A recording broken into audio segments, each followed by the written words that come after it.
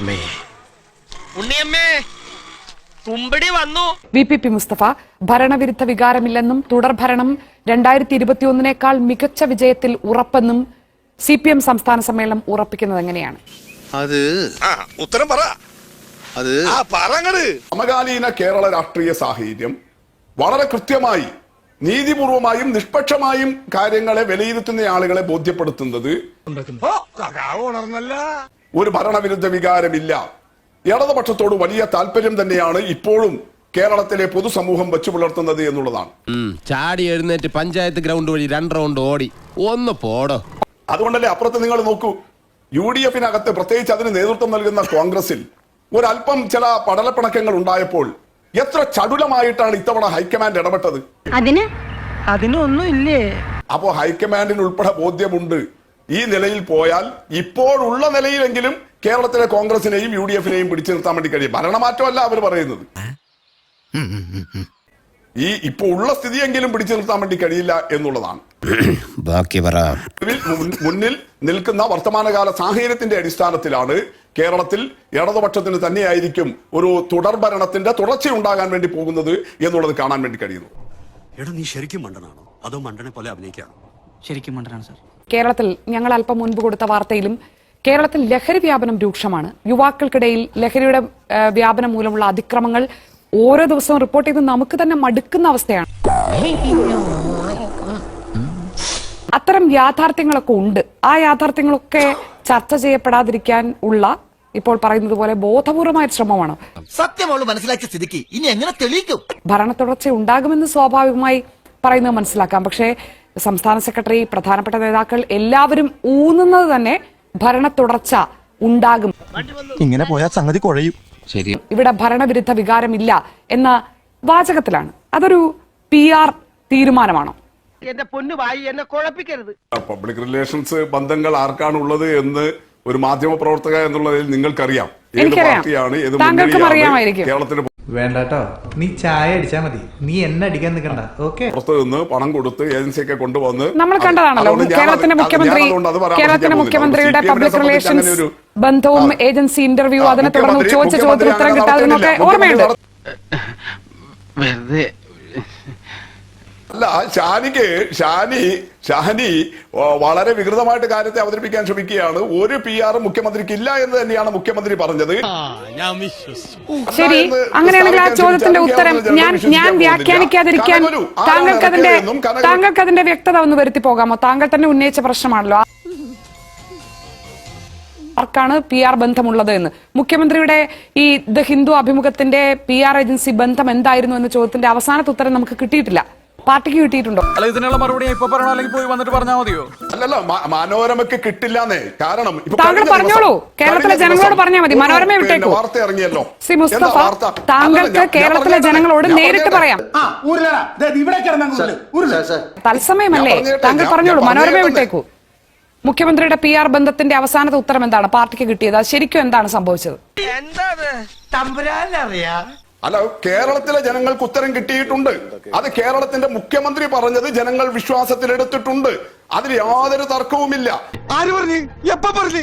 ഞാൻ പറഞ്ഞിട്ടില്ല. ഇടതുപക്ഷത്തിന് ഒരു PR-ഉം ഇല്ല. ഉള്ള PR ആരുടേതാണ് എന്ന് ഷാനിക്കറിയാം. പക്ഷെ അത് പറയാൻ വ്യക്തിപരമായിട്ട് ഷാനിക്കാവില്ല. കാരണം മനോരമയിലാണ് പ്രവർത്തിക്കുന്നത് എന്നുള്ളത് കൊണ്ട്. എനിക്കുള്ള പരിമിതി അംഗീകരിച്ചുകൊണ്ട് ശ്രീ VPP മുസ്തഫയ്ക്ക് പറയാം,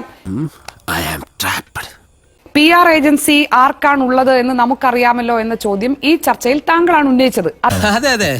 അതുകൊണ്ടാണ് ഞാൻ തിരിച്ചു ചോദിച്ചത്. മുഖ്യമന്ത്രി പറയാത്തൊരു കാര്യം വർഗീയമായി പ്രചരിപ്പിക്കുന്ന രീതിയിൽ എങ്ങനെയാണ് ഒരു ദേശീയ ദിനപത്രത്തിൽ ഉൾപ്പെട്ടത്? ഇതൊരു നടക്ക് പോണ മാതിരില്ല. അതിൽ PR ഏജൻസിയുടെ പങ്ക് എന്തായിരുന്നു എന്ന് കേരളത്തിന് അറിയാമെന്ന് താങ്കൾ പറഞ്ഞു. ഞാനും കേരളത്തിൽപ്പെട്ട ആളാണ്, എനിക്കറിയില്ല. താങ്കൾക്ക് പറഞ്ഞു തരാമോ എന്താണ് ഉണ്ടായതെന്ന്? ഇത് വടി കൊടുത്ത് അടി വാങ്ങുന്ന പരിപാടിയാണല്ലോ ബാബു. ഷാനി, ബഹുമാനപ്പെട്ട മുഖ്യമന്ത്രി തന്നെ വാർത്താ സമ്മേളനത്തിലൂടെയും നിയമസഭയിലെ പ്രതിപക്ഷത്തിന്റെ ചർച്ചകൾക്കുള്ള മറുപടിയിലൂടെയും അക്കാര്യം വ്യക്തമാക്കിയത് കേരളത്തിലെ ജനങ്ങൾ സ്വീകരിച്ചിട്ടുള്ളതാണ്. കേൾക്കാൻ നല്ല രസമുണ്ട്. ഞാൻ പറഞ്ഞല്ലോ, വ്യക്തമാക്കിയത് എന്താണ് എന്ന് ബോധ്യമായിട്ടില്ല. ഞാനും കേരളത്തിൽപ്പെട്ട ആളാണ്, അതുകൊണ്ടാണ് ചോദിക്കുന്നത്. താങ്കൾ ഒന്നുകൂടി പറഞ്ഞോളൂ, എന്താണ് വ്യക്തമായത്? ഇതൊരു നടക്ക് പോണ ലക്ഷണില്ല. PR ഏജൻസി, മുഖ്യമന്ത്രിയും ആ PR ഏജൻസിയും ആ അഭിമുഖവും തമ്മിലുള്ള ബന്ധം എന്തായിരുന്നു? നീ അറിഞ്ഞ ഞാൻ പെട്ടു. തന്നെ ചെയ്യണം. നമ്മള് എനിക്കിപ്പോ മറുപടി പറയേണ്ടത് അവർ പറഞ്ഞ രണ്ട് വിഷയങ്ങൾക്കാണ്. താങ്കൾ ഈ ബോധപൂർവം അതിന് മറുപടി പറയായിരിക്കും, പിന്നെ സമയം കഴിഞ്ഞു എന്ന് പറഞ്ഞിട്ട് അങ്ങ് സ്കിപ്പ് ചെയ്തു പോകും, അവർക്കുള്ള മറുപടി ഇല്ലാതാകും. ഒറ്റ മിനിറ്റിൽ താങ്കൾ പറഞ്ഞാൽ മതി, ബാക്കി താങ്കൾ അവരുടെ ചോദ്യങ്ങൾക്കുള്ള മറുപടി തന്നെ പറഞ്ഞോളൂ. ഒറ്റ മിനിറ്റിൽ താങ്കളായിട്ട് ഉന്നയിച്ച എടുത്തിട്ട ഒരു വിഷയമാണല്ലോ, അത് വ്യക്തത വരുത്തി പോകുന്നതല്ലേ നല്ലത്. ജാങ്കോ നീ അറിഞ്ഞ ഞാൻ പിന്നെ പെട്ടു. അത് തന്നെയാണ് പിന്നെ നിങ്ങളുടെ വക്രോക്തി എന്ന് പറയുന്നത്. PR എന്ന് പറയുന്ന വാക്ക് ഞാനാണോ ഈ ചർച്ചയിൽ ആദ്യം എടുത്തിട്ടത്? ആഞ്ജനേയ സ്വാമി ആരാണ് എടുത്തിട്ടത്? ഞാനാണ്. അതൊരു PR തന്ത്രമാണോ എന്നാണ് ചോദിച്ചത്. അല്ല, ചോദ്യം എടുത്തിട്ട് താങ്കളാണെന്നാണ് ഞാൻ പറഞ്ഞത്. ശ്രീ VPP മുസ്തഫ, താങ്കൾ പറഞ്ഞതുപോലെ സമയം വെറുതെ കളയണ്ട.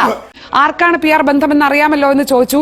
ഞാൻ വിചാരിച്ചു മുഖ്യമന്ത്രിയുടെ PR ബന്ധത്തെ കുറിച്ചാണ് താങ്കൾ പറയുന്നതെന്ന്. ഇത്രയും വലിയ ഗതികെട്ടവൻ ഈ ലോകത്ത് വേറെ ആരെങ്കിലും ഉണ്ടാവും എന്റെ കർത്താവേ?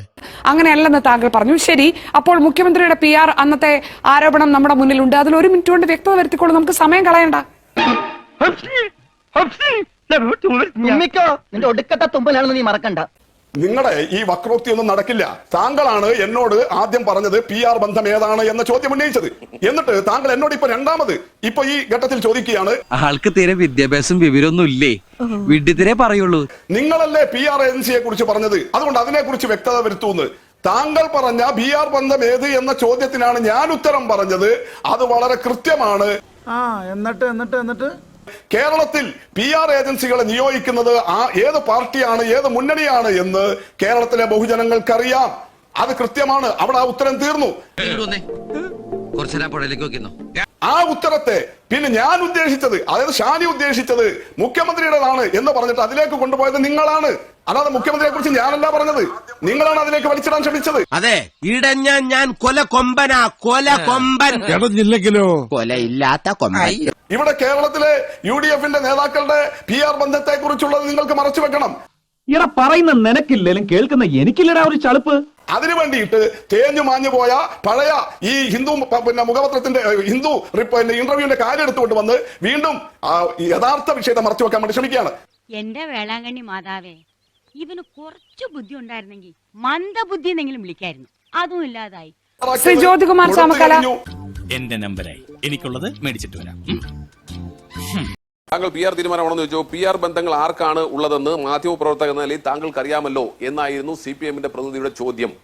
ആ ചോദ്യം വടി കൊടുത്ത് അടിമേടിച്ചതുപോലെ ആയാലും ഈ ചർച്ചയിൽ പിന്നെ ചൂടാണ്ട് AC ഒന്നും ഇല്ല. അതോ വടി കൊടുത്ത് അടിമേടിക്കുക എന്ന് പറഞ്ഞാൽ അക്ഷരാർത്ഥത്തിൽ എന്താണ്? എന്റെ ഏതെങ്കിലും ഒരു കുട്ടികൾ എന്നോട് ഉദാഹരണം ചോദിച്ചാൽ ഞാൻ ഈ വീഡിയോ ഒന്ന് പ്ലേ ചെയ്ത് കൊടുത്താൽ മതി, അത് വ്യക്തമാവും വടി കൊടുത്ത് അടിമേടിക്കുക എന്ന് പറഞ്ഞാൽ എന്താണെന്ന്. എന്തായിരുന്നു ഈ PR ഏജൻസിയിൽപ്പെട്ടവരുടെ അവിടെ ഉണ്ടായിരുന്ന, ഡൽഹിയിൽ ഉണ്ടായിരുന്ന, കേരള ഹൗസിൽ ഉണ്ടായിരുന്നപ്പോൾ പിണറായി വിജയനോടൊപ്പം ഈ ഇത്തരത്തിൽ ഈ മാധ്യമത്തിന്, ഈ പറയുന്ന ഹിന്ദു എന്ന് പറയുന്ന പത്രത്തിന് ഇന്റർവ്യൂ കൊടുക്കുമ്പോൾ അവരുടെ പ്രസൻസ് എന്തിനായിരുന്നു? എവിടെ പോണു? തൊണ്ട വെള്ളം കുടിക്കണം. അവർ ആരായിരുന്നു? ഇതുവരെ വിശദീകരിക്കാൻ VPP മുസ്തഫയ്ക്കല്ല CPMന്റെ ഒരാൾക്ക് പോലും ഇതുവരെ കഴിഞ്ഞിട്ടില്ല. ഇങ്ങനെ നാറാനൊരു ചങ്കൂറ്റം വേണം കേട്ടാ. ഞങ്ങൾക്കെതിരായിട്ട് എന്താ അന്വേഷണം നടത്തിയിട്ടുണ്ട്. KPCക്ക് റിപ്പോർട്ട്, അതിനെ സംബന്ധിച്ച് പാർട്ടി നേരിട്ട് ഇടപെട്ട് തന്നെ നോട്ടീസ് അയച്ചിട്ടുണ്ട്. ഇത് റിപ്പോർട്ട് ചെയ്ത മാധ്യമങ്ങൾക്കുൾപ്പെടെ. അയ്യോ, എനിക്കിപ്പോ ബോധം പോകും. നിങ്ങളുടെ മുഖ്യമന്ത്രി കഴിയുമോ ഇങ്ങനെ നോട്ടീസ് അയക്കാൻ? ഇങ്ങനെ പിന്നെ രണ്ടുപേർ വഴിയെ പോയോ രണ്ടുപേർ കയറി ഇരുന്ന് ഇന്റർവ്യൂ നടത്തിയതിനെ സംബന്ധിച്ച് നോട്ടീസ് അയക്കാൻ കഴിയുമോ? നിർത്തി അങ്ങ് അവമാനിക്കുവാണെന്നേ. താങ്കൾ പറഞ്ഞു ഈ മാസം 3-ാം തീയതി 4-ാം തീയതി KSRTC ശമ്പളം കൊടുത്തു. ഞാൻ താങ്കളോട് ഒറ്റ ചോദ്യം ചോദിക്കട്ടെ.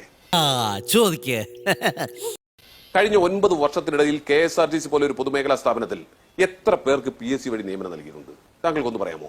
ഈ സംസ്ഥാനത്ത് ഏറ്റവും കൂടുതൽ പൊതുമേഖലാ സ്ഥാപനം എന്ന നിലയിൽ KSRTCയിലായിരുന്നു തൊഴിൽ ലഭിച്ചിരുന്നതെങ്കിൽ കഴിഞ്ഞ 9 വർഷത്തിനിടയിൽ KSRTCയിൽ PSCയിലൂടെ നിയമനം നൽകിയിട്ടുള്ള ഒരാളുടെ പേരെന്ന് പറയാമോ VPP മുസ്തഫ? ഒരാളുടെ പേര് ഞാൻ കൂടുതലും ചോദിക്കുന്നു. KSRTC എത്ര ഷെഡ്യൂളുകൾ വെട്ടിക്കുറച്ചു താങ്കൾക്ക് അറിയാമോ? എന്നിട്ടും വന്ന് പറയുന്നത് ഇപ്പോഴും എങ്ങനെയാ നിങ്ങൾ കൊടുത്തത്, എങ്ങനെയാ ശമ്പളം കൊടുത്തത് താങ്കൾക്ക് അറിയാമോ? അതുകൊണ്ട് പറഞ്ഞില്ലല്ലോ താങ്കൾ. ഇങ്ങനെയാണെങ്കിൽ ഞാൻ കളിക്കല്ല, ഞാൻ നേരെ ചിറാപുഞ്ചിയിൽ പോയി മണം വിൽക്കാൻ പോകും. 100 കോടി രൂപ നിങ്ങൾ വായ്പ എടുത്ത് ശമ്പളം കൊടുക്കുന്നു, അല്ലെ? കടമെടുത്ത് ശമ്പളം കൊടുക്കുന്നു, അങ്ങനെയല്ലേ പറയേണ്ടത്? കാര്യം സത്യമാണെങ്കിലും എനിക്ക് അംഗീകരിച്ചു കൊടുക്കാൻ പറ്റുമോ? നിങ്ങളുടെ പ്രകടന പത്രികയിലല്ലേ പറഞ്ഞത് നിങ്ങൾക്ക് പിന്നെ റബ്ബറിന് 250 രൂപ കൊടുക്കുന്നു? ഞങ്ങൾക്ക് പറയാതിരിക്കാൻ പറ്റുമോ? ഞങ്ങളത് പറയുമ്പോൾ പാടി പഴകിയതാണെന്ന് പറഞ്ഞ കാര്യമുണ്ടോ? റബ്ബർ ഒരു കയ്യബദ്ധം നാറ്റുകരുത്. റബ്ബറിന്റെ താങ്ങുവില 250 രൂപയാക്കുമെന്ന് നിങ്ങളുടെ പ്രകടന പത്രിക പറഞ്ഞതല്ലേ? എന്തിനേറെ സ്റ്റാറ്റ്യൂട്ടറി പെൻഷനുമായി ബന്ധപ്പെട്ട് നിങ്ങൾ ജീവനക്കാർക്ക് കൊടുത്ത ഉറപ്പ് നിങ്ങൾക്ക് പാലിക്കാൻ കഴിഞ്ഞിട്ടുണ്ടോ?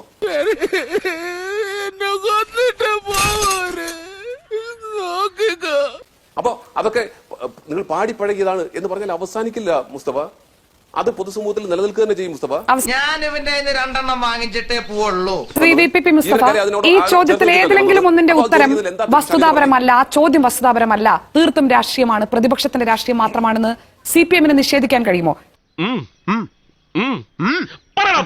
ഇവിടെ PR-ന്റെ കാര്യം വീണ്ടും പറഞ്ഞല്ലോ. ബാംഗ്ലൂരിലെ PR കമ്പനിയുടെ ആള് വന്നിട്ട് ഏത് പാർട്ടിയുടെ യോഗത്തിലായിരുന്നത്? ശ്രീ മുസ്തഫ, നമുക്ക് മുഖ്യമന്ത്രിയുടെ കാര്യത്തിലുള്ള ചോദ്യത്തിനുള്ള ഉത്തരം നമുക്ക് അറിഞ്ഞുകൂടാത്തത് കൊണ്ട് അത് അവിടെ നിർത്തുന്നതല്ലേ നല്ലത്? മുസ്തഫ ഞാൻ പറയാം, അങ്ങനെയാണെങ്കിൽ ഞങ്ങൾ കേസ് കൊടുക്കുമോ? ഞങ്ങളുടെ പാർട്ടിയെ സംബന്ധിച്ച് ഇല്ലാത്ത വാർത്തകൾ പ്രസിദ്ധീകരിച്ചതിന്റെ പേരിൽ ഞങ്ങൾ ഇപ്പൊ കേസ് കൊടുത്തിരിക്കല്ലേ? ഞങ്ങൾ ചോദിക്കുന്നത്, സംസ്ഥാനത്തിന്റെ മുഖ്യമന്ത്രി ഡൽഹി കേരള ഹൗസിൽ ഇരുന്ന് ഇത്തരത്തിൽ മാധ്യമങ്ങൾക്ക് ഇന്റർവ്യൂ കൊടുത്തപ്പോ അദ്ദേഹത്തോടൊപ്പം ഉണ്ടായിരുന്നവർ ആരൊക്കെയാണ്? എന്തിനായിരുന്നു അവരുടെ പ്രസൻസ് അവിടെ ഉണ്ടായിരുന്നത്? ഈ ഇന്റർവ്യൂ ആരാണ് അറേഞ്ച് ചെയ്തത്? എനിക്കൊന്നും ഓർമ്മ വരുന്നില്ല.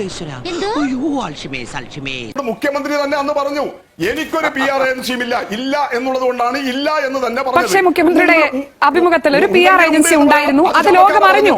സമാധാനപരമായിട്ട് ഇത് തീരില്ല. സമാധാനപരമല്ലാത്ത വഴി കയ്യിലുണ്ടോ? അത് ആര് കൊണ്ടുവന്നു? ആ ചോദ്യത്തിന് ഉത്തരവില്ല. ആ ചോദ്യത്തിനും ഉത്തരം പറഞ്ഞതാണ് മുഖ്യമന്ത്രി തന്നെ. ഓഹോ, ഇന്നിനി നീ മിണ്ടരുത്, ഇന്നത്തെ കോട്ട കഴിഞ്ഞു. ഹിന്ദു പത്രത്തിന്റെ പ്രതിനിധിയുടെ കൂടെ ആളുണ്ടായിരുന്നു. ഇത് മുഖ്യമന്ത്രി വ്യക്തമായിട്ട് പറഞ്ഞിട്ടുള്ളതാണ്. അല്ലാതെ മുഖ്യമന്ത്രി കൊണ്ടുവന്ന ഹിന്ദു പത്രം പറഞ്ഞ എന്താണ്? ഹിന്ദു പത്രം പറഞ്ഞ എന്താണ്? അതൊന്നും എനിക്കറിയാൻ മേല. ഇങ്ങനെ എന്തെങ്കിലുമൊക്കെ പറയുമ്പോഴേ എന്റെ മനസ്സിനൊരു സന്തോഷം ഉണ്ടാവുള്ളൂ.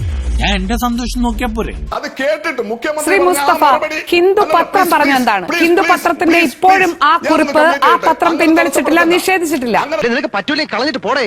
കുറെ സമയമായിട്ട് കളിയാക്കണ്. തടസ്സപ്പെടുത്തല്ല. അല്ല, താങ്കൾ പറയുന്നത് അർദ്ധസത്യം മാത്രമാണ്. കംപ്ലീറ്റ് ചെയ്തോളൂ, പക്ഷെ ഇത് കംപ്ലീറ്റ് ചെയ്യുന്നത് ഉചിതമായിരിക്കും. താങ്കൾ തന്നെയാണ് വീണ്ടും ഇതിലേക്ക് വന്നത് എന്നതുകൊണ്ട്. വല്ലാത്ത തലവേദന, ഞാനൊന്ന് കിടക്കട്ടെ.